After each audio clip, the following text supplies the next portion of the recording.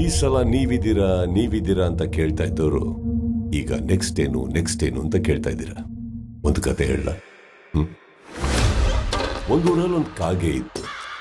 ನೀವೆಲ್ಲ ಸ್ಕೂಲಲ್ಲಿ ಕೇಳಿದ್ದೀರ. ಅದೇ ಕತೆ.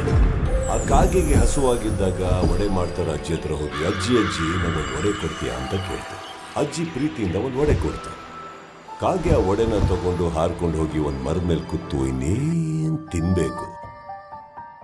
ಒಬ್ಬನ ಎಂಟ್ರಿ, ವಿಲನ್. ಕಾಗೆ ಬಾಯಲಿರೋ ಒಡೆನ ಕಿತ್ಕೊಳ್ಳಕ್ಕೆ ಸ್ಕೆಚ್ ಹಾಕಿದ ನರಿ, ಕಾಕ ನೀನ್ ಕೋಗಿಲೆ ತರ ಹಾಡು ಹಾಡ್ತೀಯ, ನನಗೋಸ್ಕರ ಒಂದು ಹಾಡು ಹಾಡು ಅಂತ ಹೇಳ್ತೀನಿ. ನಿಮ್ಗೆಲ್ಲ ಗೊತ್ತಿರೋ ಹಾಗೆ ಪಾಪ ಕಾಗೆ ನರಿ ಮಾತು ಕೇಳಕ್ಕೂ ಹಾಡಕ್ಕೂ ಮಾಡಕ್ಕೂ ಒಡೆ ಕಾಗೆ ಬಾಯಿಂದ ಕೆಳಗೆ ಬೀಳಕ್ಕೂ ಇನ್ನೇನು ಒಡೆ ನರಿ ಬಾಯಿಗೆ ಸೇರ್ಬೇಕು ಅನ್ನೋವಾಗ ನಿಮಗೆಲ್ಲ ಕ್ಲೈಮ್ಯಾಕ್ಸ್ ಗೊತ್ತಿದೆ ಅಂತ ಅನ್ಕೊಂಡ್ರೆ ಓ ಭ್ರಮೆ.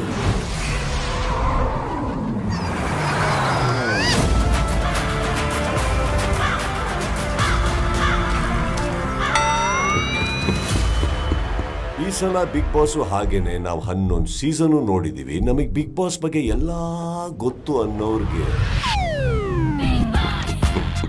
Big Boss grand opening September 28 ಸಂಜೆ 6 ಗಂಟೆಗೆ.